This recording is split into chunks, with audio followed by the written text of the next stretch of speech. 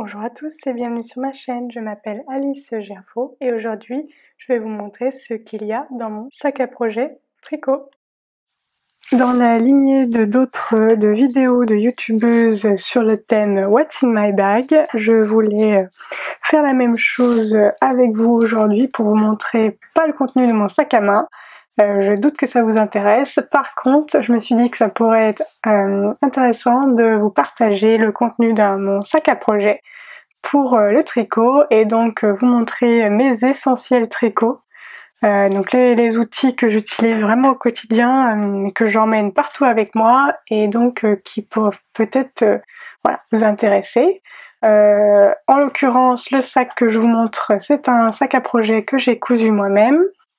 Je l'ai réalisé avec ces deux tissus, donc du tissu double natté coton et jute et puis un coton pour la doublure avec des couleurs bien voyantes, on va dire, qui donnent bien la pêche, et je trouvais en plus qu'elles allaient parfaitement avec mon projet du moment. Donc parce que oui, j'ai cousu ce sac parce que j'ai trop d'encours, donc je n'avais plus de sac à projet digne de ce nom pour accueillir le dernier projet sur mes aiguilles qui est le Lady Agatha en test pour Magdalena, triple L de Mag sur les réseaux. Et donc voilà, je lui ai cousu un sac à projet. Je vais vous montrer le contenu de mon sac à projet. Alors déjà je vais enlever le tricot, ça prend un peu de place. Et donc dans ce sac, j'y mets vraiment tous les outils que j'utilise au quotidien pour tricoter. Ce sac, je l'emmène partout, en déplacement à Paris, donc je l'ai dans le train, je l'emmène vraiment partout avec moi, donc il me faut vraiment tout le matériel nécessaire pour pouvoir tricoter et pas être bloqué à une étape. Et donc je vais vous montrer tout ce qu'il y a dedans. Alors déjà, forcément, il y a les explications, le modèle avec un crayon. Parce que j'aime bien prendre des notes, entourer les tailles, voilà, les mailles qu'il faut pour ma taille, donc j'utilise un crayon. Hop, je remets ça là-dedans. Donc ça, et donc ça c'est la grande poche. Dans la grande poche, j'ai aussi un crochet.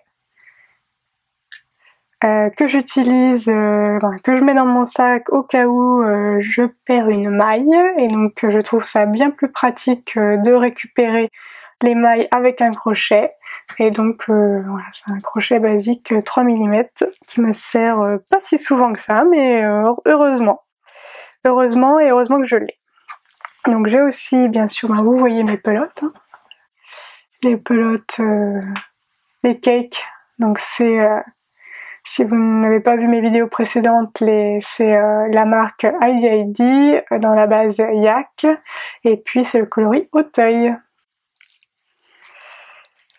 Donc voilà, j'ai déjà bien entamé le premier cake, est presque fini, et puis j'ai entamé le deuxième. Voilà, mais j'ai toute la laine, comme ça je vais pas manquer de laine à un moment donné. J'ai tout au même endroit. Puis après, donc ici j'ai plusieurs poches de plusieurs tailles avec un petit rabat pour être sûr que je ne perds rien. Et donc j'y mets les aiguilles. Donc pour tricoter, j'utilise quasiment uniquement des aiguilles interchangeables. Et en l'occurrence, j'ai commencé avec les Knit Pro, la gamme Symphonie, j'en suis très contente, donc je ne vois pas, voilà, je vois pas l'intérêt d'en avoir d'autres pour le moment. Elles me satisfont très bien. J'ai ici les 3 mm et les 3,25 mm. Les deux paires sont là parce que j'ai mis le corps en attente pour le moment avec mes petits bloqueurs là.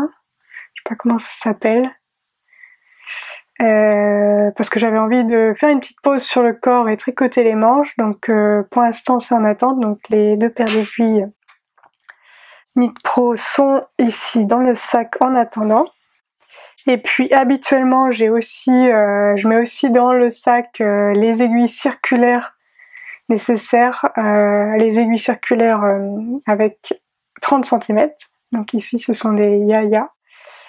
Je les mets aussi dans mon sac pour pouvoir voilà, changer si j'en ai marre de tricoter le corps, je peux me mettre à faire une manche et donc j'ai le nécessaire dans mon sac. Donc en l'occurrence ici, elles sont sur la manche pour l'instant. Qu'est-ce que j'ai d'autre? Ah oui, ici j'ai un petit sachet où je mets des anneaux marqueurs. Et puis ça c'est le petit outil qui permet de serrer les aiguilles sur le câble. Je m'en sers pas souvent, mais ouais, au cas où il est dans mon sac à projet. J'en ai plein, alors j'en mets un dans chaque sac à projet. J'ai quoi? 1 mètre qui me sert à mesurer la longueur du corps généralement. Donc je n'ai qu'un seul mètre par contre, donc je mets le mètre dans le sac à projet qui est au niveau corps, on va dire. Qu'est-ce que j'ai d'autre? Ah oui, une paire de ciseaux pour couper le fil si besoin. Donc ici en l'occurrence ce sont des ciseaux de la marque Casey Art, extrêmement pointus, donc je les mets dans ce sens-là. Je pense que j'ai fait le tour. Ah si, puis là j'ai un petit anneau où je mets, je vais zoomer, mon aiguille à laine pour pouvoir aussi l'avoir tout le temps sur moi au cas où. Des anneaux marqueurs, alors j'aime bien aussi ces anneaux marqueurs là qu'on peut récupérer sur des vêtements du commerce. Et puis là c'est un anneau marqueur que j'ai réalisé moi-même. J'accroche mon aiguille à laine ici pour être sûre de ne pas la perdre, parce que malgré le rabat j'ai un petit peu peur, donc je préfère l'accrocher à la petite languette que j'ai réalisée. Voilà, je pense qu'on a fait le tour de mon sac à projet.